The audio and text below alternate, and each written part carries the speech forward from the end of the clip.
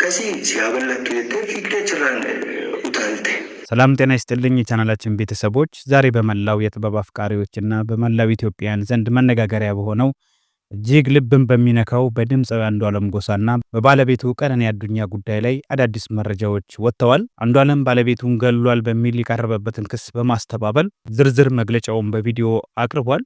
በዛ ምሽት ምን ተፈጠረ? ቀነኒ ለምን ህይወቷ አለፈ? አንዱዓለምስ ምን እያለ ነው? ሁሉንም ዝርዝር መረጃዎች እናቀርባለን።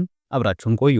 ወንቲ ጅሩ ማሊ አኒ ጉማ ባሱ ሲንቀቡ ሀርኪኮስ ከነራ ቁልቁሉዳ ኡመኒ ኦሮሞ ከናቤኩ ከንበርባዱ የቀነኒ አዱኛን ሞት ተከትሎ በአባገዳዎችና በሀገር ሽማግሌዎች የተጀመረው እርቅ ሂደት ላለፉት ወራት ምንም ውጤት እንዳላመጣ ይታወቃል። በአርቲስት ቀነኒ ጉዳይ ተጠርጥሮ በቁጥጥር ስር ውሎ የነበረው ሙዚቀኛ አንዱዓለም ጎሳ ባለፈው ጥቅምት ከ3 ወራት እስር በኋላ መፈታቱም ይታወቃል። ሙዚቀኛው በ50 ሺህ ብር ዋስ የተለቀቀው አቃቢ ሕግ በተሰጠው ጊዜ ክስ መመስረት አለመቻሉን ተከትሎ መሆኑን ጠበቃቸው በወቅቱ መናገሩ ይታወሳል። የቀነኒ ቤተሰቦች አንዱዓለም በዋስ መለቀቁ እንዳላስደሰታቸውና በልጃቸው ሞት ጉዳይ እንደሚጠረጥሩትም ተናግረው ነበረ። የልጃችን ፍትህ አልወጣም፣ እውነታውንም አላወቅንም፣ ልጃችን ለሁለተኛ ጊዜ ነው የተገደለችው ሲሉ አባቷ አዱኛ ዋቆ ተናግረው ነበረ። የቱለማ አባገዳ ጎበና ሆላ እንዳስረዱት ይሄ ጉዳይ በኦሮሞ ገዳ ስርዓት እንዲታይ እንዲፈቀድልን ጠየቅን። ሁለቱም ወገኖች በኦዳ ቡልቱምና በቱለማ ገዳ ስርዓት እንዲታይ ፈቃደኛ ሆነው ስንመለከት ቆይተናል። 3 ጊዜ ተቀመጥን። በእነዚህ ስብሰባዎች ላይ ወደ መጨረሻው የሚያደርሰውን ዋና እውነታዎችን ካየን በኋላ አራተኛውን ቀጠሮ ጭሮ ላይ አደረግን። በዚህ አራተኛ ቀጠሮ ላይ የሟች አባት አቶ አዱኛ ዋቆ ጋዲሳውን ወይንም ጉዳዩን ጥለውብን ቀሩ ይላሉ። የሟች አባት የሽምግልና ሂደቱን ካቋረጡ በኋላ 2 ጊዜ ተቀምጠናል ይላሉ አባገዳ ጎበና። አክለውም ጥሪ ቢደረግላቸውም አልቀረቡም። ለ3ኛ ጊዜ ጭሮ ላይ እንዲገኙ ቢነገራቸውም ለመምጣት ፈቃደኛ አልሆኑም ይላሉ። አቶ አዱኛም በሰጡት ምላሽ በሂደቱ ላይ ጥርጣሬ ስላላቸውና የልጃቸው እውነት ይወጣል ብለው ስላላሰቡ መቅረታቸውን ገልጸዋል።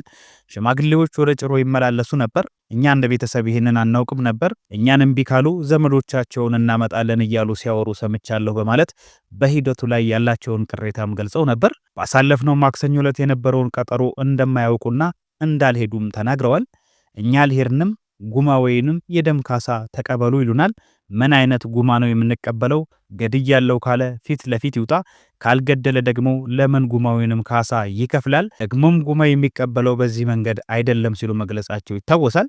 እንደ ሀገር ሽማግሌዎች ገለጻ ለቃለ መሐላ ስርዓቱ አንዱዓለም እህቱና አንዲት ሰራተኛ ተገኝተው ነበር። እውነቱ ሊወጣ ሲል ሂደቱ ተቋረጠ ያሉት አባገዳ ጎበና ቤተሰቦች ተጸጽተው ወደ ገዳ ስርዓቱ ካልተመለሱ በስተቀር ጉዳዩ በዘመንና በገዳ ይፈታልም ሲሉ መግለጻቸው ይታወሳል። አቶ አዱኛ ሽማግሌዎቹ እውነትን ፈልገን እርቅ እናወርዳለን ብለው ሲመጡ መቀበላቸውን ይናገራሉ። ነገሩን ደግማችሁ አጣሩ አልናቸው። ሲያጣሩ ግን አልገደልኩም ግን ደም አለብኝ የሚል ሐሳብ አነሳ። አልገደልኩም ግን ደም አለብኝ ማለት ምን ማለት ነው? ካልገደለ መሐላ ለምን አስፈለገ ይላሉ። በተጨማሪም ልጃችን ብቻዋን እንደነበረች አድርገው ነው የነገሯቸው። የሞተችለት ግን ቤት ውስጥ ቤተሰቦች ነበሩ። እሱን ብቻ ተጠርጣሪ አድርጎ መያዝ ችግር ነው በማለት ሂደቱን ተችተዋል። ፊቷ እንዲህ እስኪሆን ድረስ ማን ይደበድባት ነበር? ማን ጥይት ይተኩስባት ነበር? ይሄ ሳይለይ መሐላ መግባት አያስፈልግም ይላሉ አቶ አዱኛ። ራሷን ገላለች የሚለው የማይመስል ነገር ነው በማለት አባገዳዎች ጉዳዩን በጥልቀት እንዲመረምሩት ጠይቀዋል። ይሄ በዚህ እንዳለ አንዳንድ የማህበራዊ ሚዲያ መረጃዎች አንዱዓለም ነፃ መውጣቱን ቢናገሩም አባገዳ ጎበና ግን እውነቱን ሽማግሌዎች ተረክበው አንተ ነፃ ነህ፣ እጅህ ንጹህ ነው ብለው እስካልታወጀ ድረስ ነፃ ነው አላልንም ብለው ነበረ። ታዲያ በዚህ በእሰጥ አገባ መሃል ነበረ አንዱዓለም በቪዲዮ መጥቶ በራሱ በኩል አለኝን የሚል እውነታ ያስረዳው ማለት ነው። አንዱዓለም በሰጠው ዝርዝር ቃል በዛ ምሽት ምን እንደተከሰተ ያስረዳል። በመካከላቸው ምንም አይነት ችግር አልነበረም።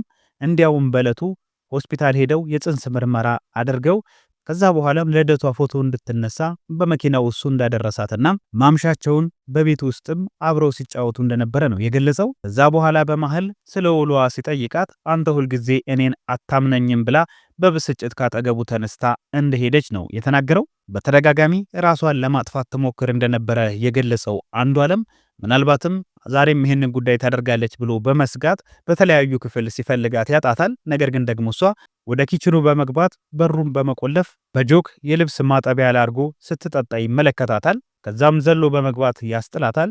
በዚህ መሃል ግን ይበሳጭና እሱም ከዚህ በኋላ እኔና አንቺ እንለያያለን፣ ለቤተሰብ ተናግረን እንደዚህ ሆነን መቀጠል አንችልም የሚል ንግግር ተናግሯት ልጆቹን ለመቀስቀስ ወደ ተኙበት ክፍል ይሄዳል ማለት ነው። በዚህ ወቅት ቀነኒ ይስፋህ የሚል ምላሽ በመስጠት በድንገት ሮጣ በመስለል ራሷን ከፎቅ እንደወረወረችና ሊይዛት ያደረገው ሙከራ እንዳልተሳካለት ያስረዳል። ድምፃዊ በመግለጫው ላይ አጽንኦት ሰጥቶ እንደተናገረው እጮኛው ቀነኒ ከዚህ ቀደም በተደጋጋሚ ራሷን የማጥፋት ሙከራ ታደርግ ነበር።